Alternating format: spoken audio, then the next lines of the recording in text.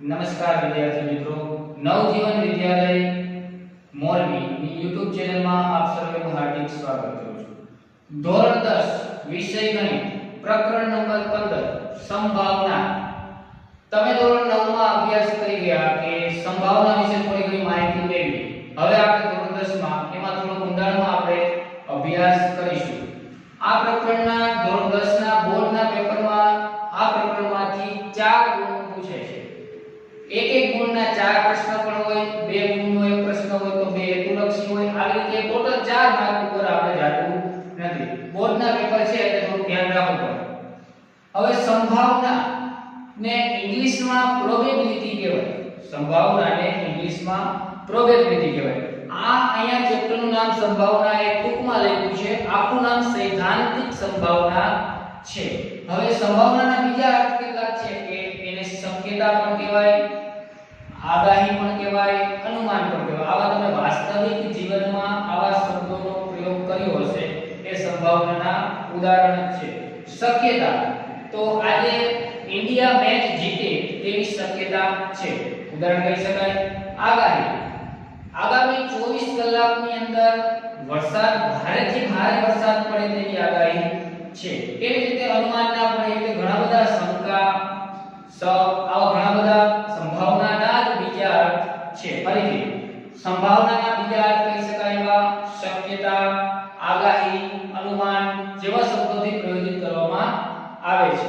હવે સંભાવના એ એક પ્રાયોગિક અભિગમ છે, પ્રશિષ્ટ અભિગમ છે.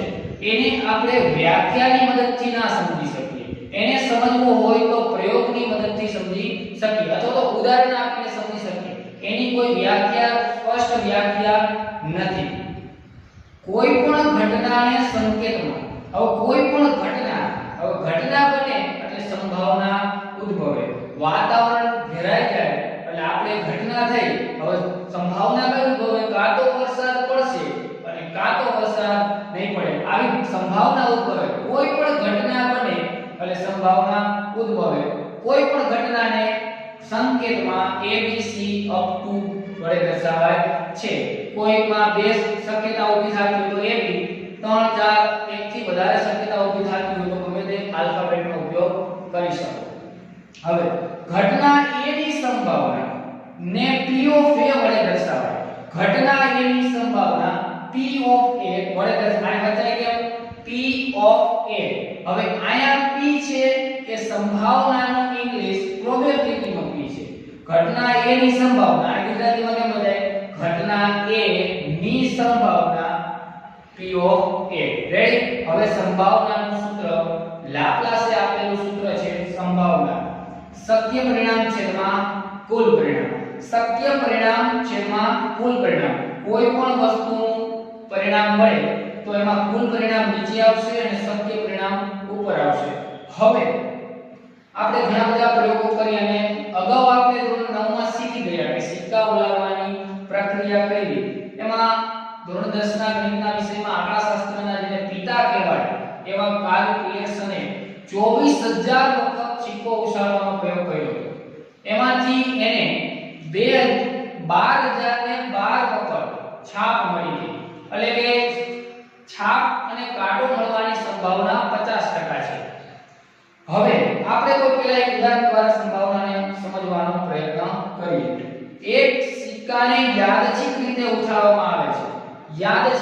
યાદચ્છિક એટલે આ ચેપ્ટરની અંદર યાદચ્છિકનો મતલબ એવો, એનો અર્થ એવો કરવાનો કે સિક્કો જ્યારે ઉડાડવામાં આવે છે ત્યારે તેના પર નીચે પડે તો એના ઉપર વધારે પડતી છાપ પડે છે કે કાંટો પડે છે એવું હોતું નથી. બંને સંભાવના 50% રહેલી છે. યાદચ્છિકનો અર્થ એ પણ કરવાનો કે નીચે જ્યારે સિક્કો પડે ત્યારે ઊભો પણ નથી પડતો કે કોઈ પણ જગ્યાએ કોઈ વિઘ્ન દ્વારા પડતો નથી. ફક્ત ને ફક્ત કાં તો છાપ પડશે અને કાં તો કાંટો પડશે.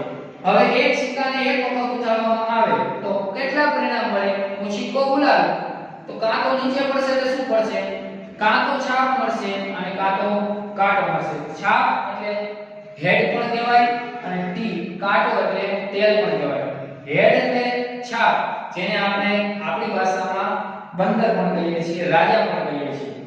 હવે કુલ પરિણામ કેટલા મળ્યા? 2 મળ્યા. એક સિક્કા સિક્કાને યાદચ્છિક રીતે ઉછાળવામાં આવે તો કેટલા પરિણામ મળે? બે. કયા કયા?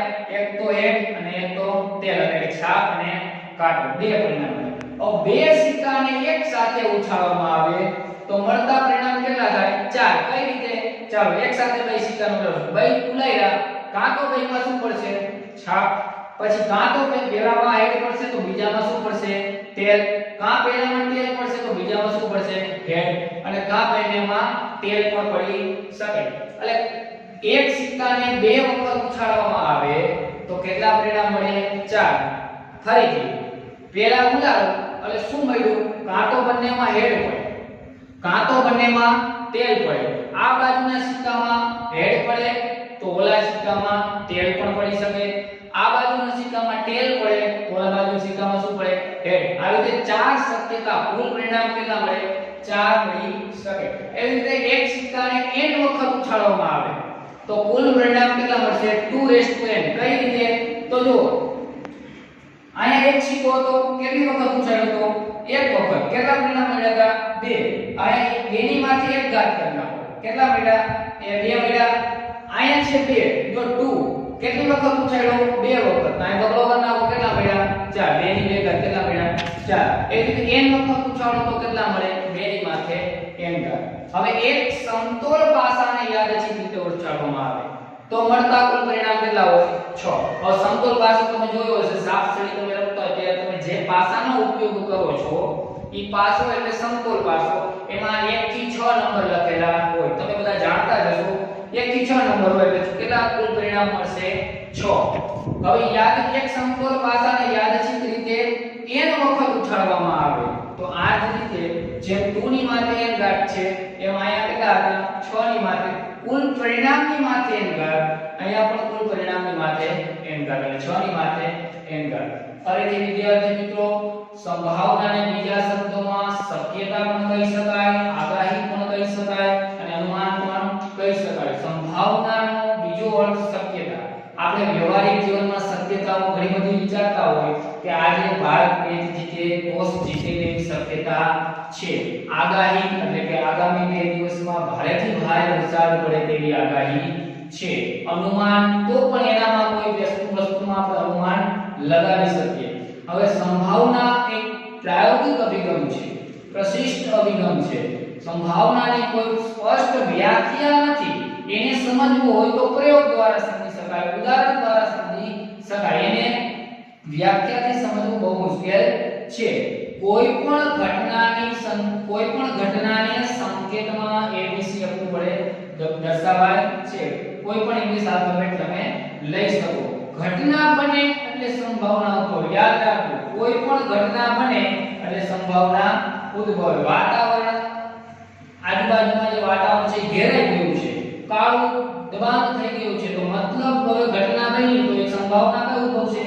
કાં તો વરસાદ પડશે અને કાં તો વરસાદ નહીં પડે. આ બે માંથી એક સંભાવના ઉદ્ભવે. એટલે કોઈ પણ ઘટના બને એટલે સંભાવના ઉદ્ભવે.